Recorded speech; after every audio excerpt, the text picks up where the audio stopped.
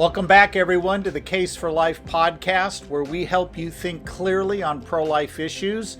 I'm Scott Klusendorf. I am the instructor on the Case for Life course that you will soon see advertising about. We'll direct you to. What I want to do today, though, we are a year out from Dobbs since Roe v. Wade and Planned Parenthood versus Casey were cast down. These were tremendous victories for our side. Make no mistake about it. Anybody who's trying to tell you that it was a bad thing these things were reversed and that pro-lifers would be better off if they hadn't been has no idea what they're talking about. However, it doesn't follow that there aren't challenges in front of us, and I want to highlight a few because they relate to why this podcast is important for you.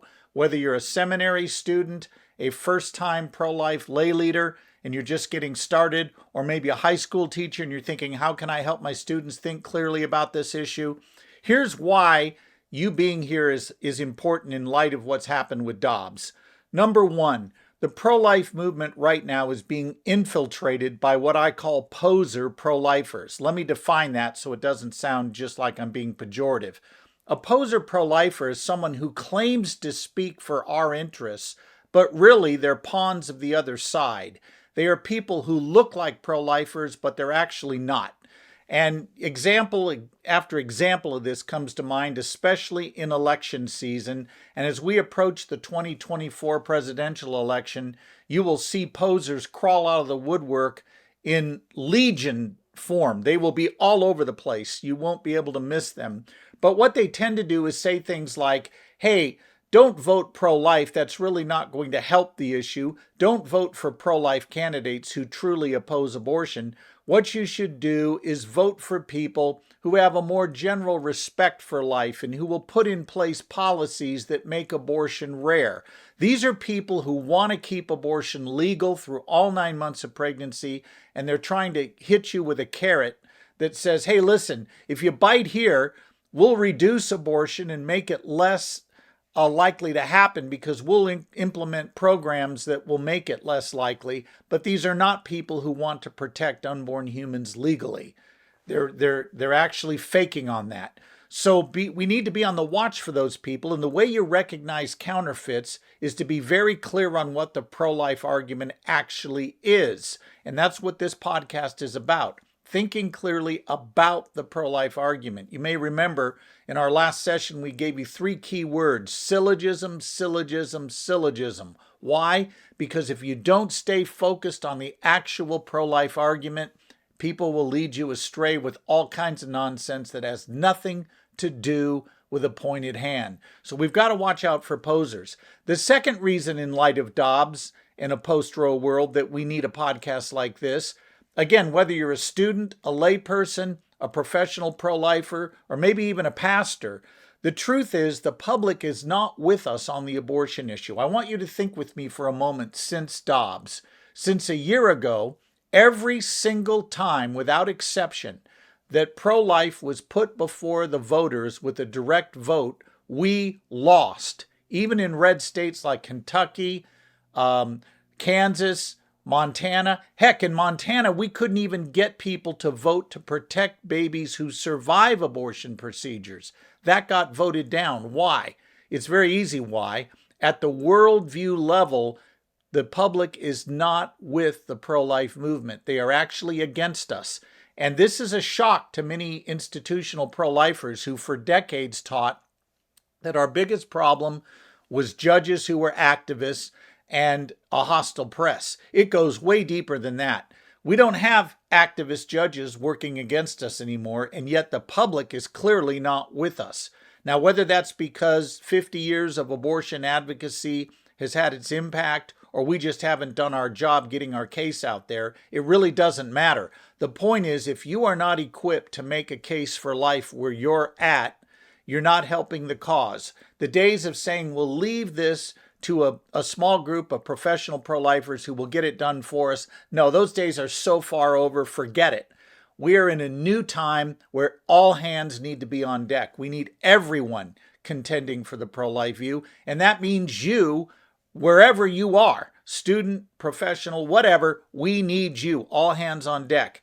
A third reason is We need people who understand pro-life apologetics in their churches. It's bad enough the public isn't with us. It's really bad that the audience is predisposed to be favorable to our view, aren't hearing our message in the first place because a lot of their church leaders have convinced themselves abortion is a separate political issue over here that has nothing to do with conveying biblical gospel.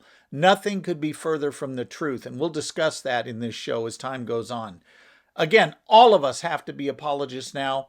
That's why this show matters to you, wherever you are in your pro-life journey. Now, last week we talked about arguments. We talked about the need to make our case persuasively, and we presented a formal pro-life argument. And I told you then, and I'll remind you again now, you've got to start with that argument. That argument is that premise 1, it's wrong to intentionally kill innocent human beings. Premise 2, abortion does that.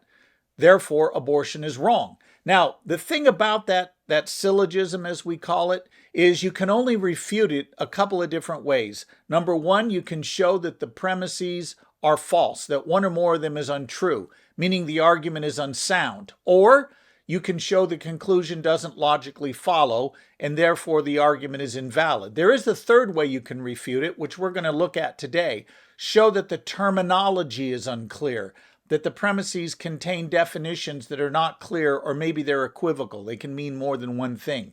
As we'll look at today, none of that is true with the pro-life argument. Our terms are clear. So let's dive in. What do we mean by some of the terms we use in our argument when we say that it's wrong to intentionally kill an innocent human being? Abortion does that, therefore it's wrong. Let's start with the term wrong. We need to be very clear on what we mean here, because what we mean by it as pro-life advocates and what a lot of people in the public mean by the word wrong are two completely different things. The term wrong has been retained, but it's been completely redefined. Here's what we mean by wrong. It is objectively wrong. Now, when we say something is objective, what we mean is it's true regardless of how I feel about it. It's possible that I may like stealing my father-in-law's Corvette and taking it for a nice drive up PCH past Malibu all the way to Santa Barbara. But that does not mean that it's okay for me to do it just because I feel it's okay. Most people would say, no, you can't do that. It would be wrong. And here's what they mean. It would be wrong even if I want to do it, even if he would never know about it, even if it suits my preferences. It's wrong objectively. And when pro-lifers say abortion is wrong objectively, we do not mean we dislike abortion. In fact, it's quite possible to like something and still say it's wrong. Think of the example of me taking my father-in-law's Corvette. I may like to do that, but it would still be wrong. Therefore, I'm not going to do it. When we say abortion is wrong, we are not talking about a subjective claim about likes and dislikes. We're talking about what's true objectively in the real world. And the public doesn't understand this. This is a huge problem a lot of pro-lifers don't get. They launch right into saying abortion is wrong or abortion kills children. And they don't understand that the public listening is going, well, it's wrong for you, but it's not wrong for me. I don't think it's wrong. Therefore, you have a different view than me. We disagree. Obviously, nobody's right. And that's a worldview known as relativism. And that worldview of relativism sabotages your Christian witness, your pro-life witness. It's something you have to deal with. Relativism, strictly speaking, is the belief that right and wrong are up to you, the individual, or your society, but there's no objective moral truths that we're supposed to line up with. We make the rules for ourselves. And you see relativism everywhere you go. How about this bumper sticker? Don't like abortion? Well, don't have one. Notice what this does to the pro-lifer's objective claim. The pro-lifer says abortion is wrong because it intentionally kills an innocent human being. That bumper sticker took that objective truth claim and changed it to a subjective one about likes and dislikes, as if the wrong of abortion is simply about not liking it.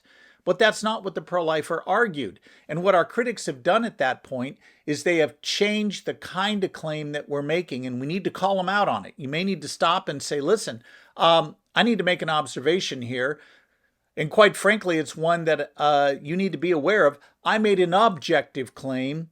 you rudely changed it to a subjective one that you liked better.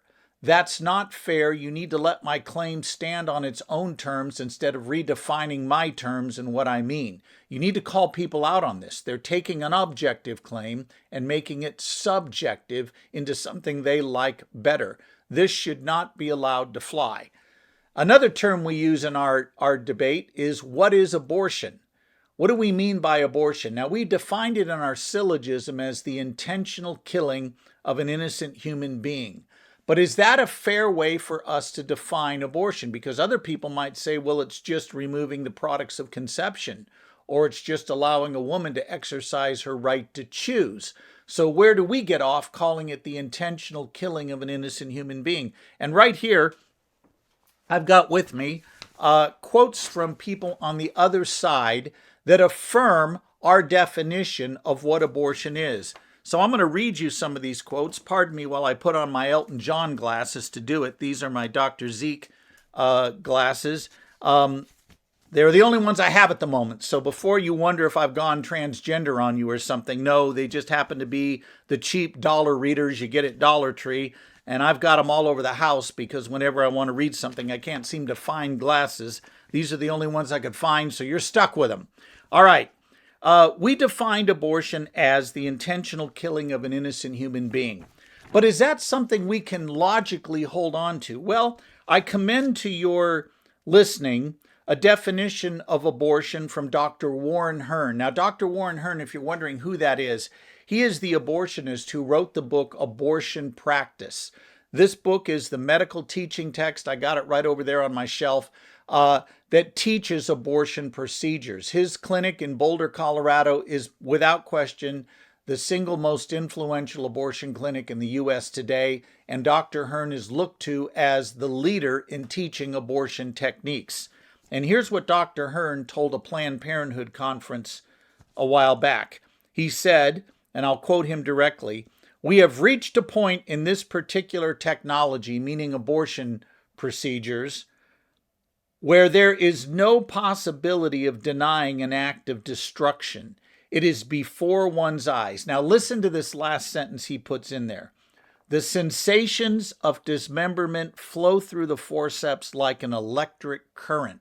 That's not a pro-life activist. That's an abortionist, perhaps the world's leading abortionist, saying that abortion can no longer be denied for what it is. It is dismembering a living human being. There's no way to deny an act of destruction. It's right there before us. And by the way, when you're doing it, the sensations of tearing apart this child in the womb flow through the forceps like an electric current. I don't think it gets any clearer than that. Now, what about feminists? Would they agree with this? Well, Camille Paglia, in a Salon piece, writes, and I'll quote her directly here, this is stunning. Now, keep in mind, this is a woman who defends abortion and supports it, but thinks we're right in the way we describe it. "Hence, I have always frankly admitted that abortion is murder, the extermination of the powerless by the powerful. Liberals, for the most part, have shrunk from facing the ethical consequences of their embrace of abortion, which results in the annihilation of concrete individuals and not just clumps of insensate tissue." Did you catch that? She says abortion results in the annihilation, she calls it murder, of concrete individuals, not just clumps of cells. Philosopher and jurist Ronald Dworkin, describes abortion as, quote, "a choice for death" in his book's Life Dominion. He says it is a choice that deliberately kills a developing embryo. Now that's pretty direct. Former Supreme Court Justice Anthony Kennedy writes even further. He gets very graphic, so be aware what I'm about to read may shock some of you. He says, quote, "The fetus in many cases dies just as an adult or child would. It bleeds to death as it is torn limb from limb. The fetus can be alive at the beginning of the dismemberment process and can survive for a time while its limbs are being torn off." Now, one more quote here from feminist Naomi Wolf. She is, again, an ardent abortion advocate, but she writes here that abortion involves a choice of real death, and that if we claim that it's not a real death, we're being intellectually dishonest. In fact, she goes on to attack her fellow libs who support abortion for being let me speak now, I'll go to speech therapy after this, for being genuinely disingenuous for saying abortion is just no big deal. She says, no, it involves a real death. So when pro-lifers say abortion intentionally kills an innocent human being, our definition is consistent with many of our critics on the other side who want to do it anyway, but at least some of them are being honest about the rhetoric that's involved. Now, here's another term we need to define. What do we mean by innocent? This is one that trips up a lot of Christians because they say nobody is innocent. We're all guilty before God. We're all by nature under the wrath of God for our sinful natures. And that is true theologically. Every last one of us is justly under the wrath of God. And only if we have been found in Christ does he remove us from that being under God's wrath. And instead we are judged by the merits of Christ. But here's the point we're making. When we say the unborn are innocent, we're not meaning it in a theological term as much as we are in a criminal or moral term. What we're saying is the unborn have done nothing that deserves death. Pardon me while I switch back to glasses I can stand to look at myself. We're saying the unborn do not deserve to be intentionally killed. They've done nothing that warrants intentional dismemberment, as Warren Hearn talked about. Those three terms, what do we mean by wrong? We mean objective rather than subjective. What do we mean by abortion, the intentional killing of an innocent human being? And what do we mean by innocent? Are terms we ought to be ready to define in case people press back on us. These terms in the argument are consistent. They are not equivocal. They are clearly stated. And our argument, therefore, remains standing on the ground of being both valid and sound. We can't be accused of, we're just using shady terminology. No, we're actually being very clear in what we argue, as we just demonstrated with those quotes. So when we say that the unborn are human, though, how are we going to defend that? How do we make that claim? And the typical response from a lot of people that are in this debate is to say, well, theologically, some people think the unborn are human and other people don't. And, people disagree, as if somehow the reality of people disagreeing means nobody's right. I mean, this is silly to me. People once disagreed on whether slaves were human. Did it mean there wasn't a right answer? They once disagreed on whether women should have the right to vote. Did it follow there was no right view on women voting? The absence of consensus does not mean an absence of truth, but our society has talked itself into that view, and we've got to talk them out of it. When we say the unborn are human, we are asking the question, what is the unborn? And that's the most important question in this debate. What is the unborn? Can we kill the unborn? Your answer should be yes. If what? If the unborn are not human. In fact, I think it's good for pro-lifers to say that because it takes away from our opponents any idea that we're just shutting off debate. In fact, we appear to agree with them and then say if is quite a dramatic way to pose what the real issue is here. Yeah, we can kill the unborn. If they're not human, I don't care how many abortions you have. Have as many as you want. I don't care how many teeth you have pulled. I don't care if you have an appendectomy. I don't care how many fingernails you clip. But I do care if we're talking about intentionally killing an innocent human being. That's something very different than likes or dislikes. So when we ask the question, what is the unborn? We're not going to theology to answer it. We're not going to philosophy to answer it. We're not going to the teaching magisterium of any church. We're going to go to the empirical sources found in embryology, the science of embryology. And when we look there, here's what we find. From the earliest stages of development, meaning from the one-cell stage, you were a distinct, living, and whole human being. You weren't part of another human being like skin cells on the back of my hand. You were already a whole living member of the human family, even though you had yet to grow and develop. That's the science of embryology. And people can try to dismiss this by saying, oh, you know what? Twinning can occur. Yeah, twinning can occur up to 21 days after fertilization in some cases. But how does it follow that because an entity splits, it wasn't a whole living entity prior to the split. Or they may say women don't grieve miscarriages the way they grieve the death of an older human being, like a 2-year-old or maybe a toddler or 5-year-old. Okay, let's say that's true. In some cases it may not be, but let's grant it for the sake of this discussion. How do my feelings about something change what it is? I would feel far worse learning that one of my own children died today than I would reading that thousands died in India last week from starvation in third world countries. Does it follow my own kid is more human and valuable than those children? Not at all. It just means I'm more connected emotionally, as I should be, to my own kids. It doesn't follow that those children are any less human than my own children. These are not good arguments against the scientific case for the lives of the unborn. A final one you'll get that is quite popular involves the infamous burning research lab. In fact, I have seen pro-abortionists brag that they can prove beyond all doubt that pro-lifers are not really against abortion and that abortion itself is perfectly permissible morally, based on a thought experiment they love to throw out there. And it goes like this. You are in a burning research lab, and the place is an inferno. In one corner of the room, there's a 6-year-old girl screaming in terror.